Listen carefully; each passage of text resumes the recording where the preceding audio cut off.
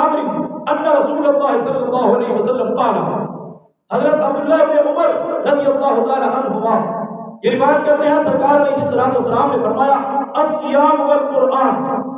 روزہ اور قرآن دونوں کے بارے میں سرکار علیہ الصلوۃ والسلام نے فرمایا یشفعان للعبد، یہ رمضان بھی اور قرآن بھی بندے کی سفارش اللہ کی بارگاہ میں کریں گے۔ اب وہ کیسے کریں گے؟ سرکار علیہ الصلوۃ والسلام نے فرمایا یقول الصیام، روزہ کہے گا۔ اب ظاہر ہے روزہ اس بندے کے متعلق کہے گا جس نے روزہ رکھا ہوگا، جو روزے کے اندر روزے کا احترام بھی کرتا ہوگا، جو روزے کے سارے دیگر لوازمات کو بھی پورا کرتا ہوگا، روزہ رکھا، نمازیں پڑھتا ہے، قرآن کی تلاوت کرتا ہے، حلال کو حلال سمجھتا ہے، حرام کو حرام سمجھتا ہے، جو کام اللہ نے منع کیے ہیں ان سے بچتا ہے، یہ سارا کچھ اس کے لیے ہے۔ سرکار فرماتے ہیں یقول الصیام،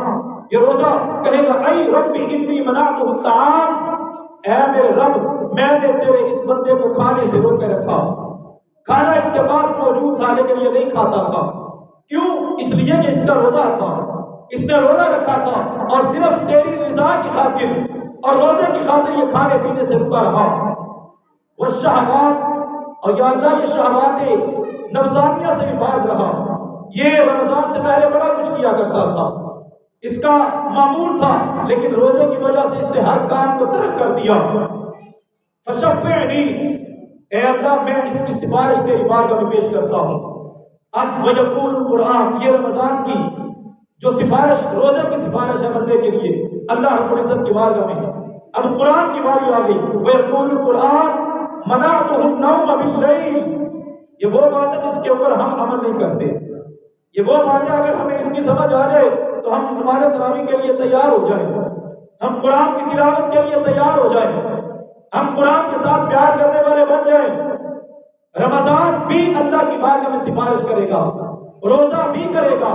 اور قرآن اللہ کی بارگاہ میں عرض کرے گا منعتہ النوم باللیل، یا اللہ یہ تیرا بندہ جب رات کا وقت ہوتا تھا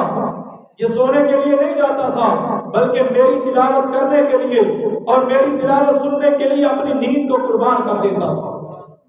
منعتہ، میں نے اس کو روکا، واحد متکلم کا صیغہ، قرآن کہتے ہیں یا اللہ میں نے اس بندے کو روکا، فشفعنی فیہ، یا اللہ میں تیرے اس بندے کی سفارش کرتا ہوں۔ اب سفارش رمضان کی ہو، روزے کی ہو، قرآن کی ہو، تو سرکار علیہ الصلوۃ والسلام فرماتے ہیں فیشفعان، اللہ رب العزت رمضان کی سفارش میں قبول فرما لے گا اور قرآن کی سفارش میں اللہ قبول فرما لے گا۔ لیکن یہ سفارش ہر بندے کے لیے تو نہیں ہوگی، ظاہر اسی کے لیے ہوگی جو نماز تراویح ادا کرتا ہے، نماز تراویح میں قرآن کی سماعت کرتا ہے، نماز تراویح کے حقوق ادا کرتا ہے۔ اب اگر تو بندہ چاہتا ہے کہ اللہ کی بارگاہ میں میری سفارش ہو تو وہ رمضان کا اچھے طریقے سے استقبال کرے، رمضان آئے تو اچھے طریقے سے عبادت کرے، اور رمضان آئے تو قرآن کی تلاوت بھی کرے، قرآن سنائے، قرآن سنے اور قرآن سیکھنے کی کوشش کرے۔ قیامت کے دن یہ دونوں اللہ کی بارگاہ میں اس کی سفارش کریں گے۔ اب آپ خود اندازہ لگائیں، اگر قرآن سفارش کرے تو کیا اللہ قبول نہیں کرے گا؟ قرآن کی سفارش تو اللہ قبول کرے گا، رمضان کی، روزے کی سفارش تو اللہ قبول کرے گا۔ تو جب ان کی سفارش قبول ہو گئی ہمارا بیڑا پار ہو جائے گا۔ تو ہم رمضان آئے تو ہمیں فکر ہی نہیں ہوتی، تراویح آئے تو ہمیں پتہ ہی نہیں ہوتا، پہلے 2-4 دن 10 بندے کھڑے ہیں، پورا مہینہ 6 بندے نماز تراویح کے اندر کھڑے ہیں، وہ بھی کہتے ہیں فجر ذرا جلدی کرو سی جا کے سونا بھی ہے۔ ہمیں یہ نہیں پتا کہ ہم قرآن کی تلاوت سنتے ہیں، قرآن کا حق کیا ہے، ہم نے قرآن کی تلاوت کرنی ہے، قرآن کی تلاوت سننی ہے، کہیں ایسا نہ ہو کہ اسی چکر میں قرآن کی لعنت ہمارے اوپر برسے۔ اس لیے قرآن کے ساتھ اپنا رشتہ یہ مضبوط کرنا یہ اہل ایمان کا خاصہ ہے۔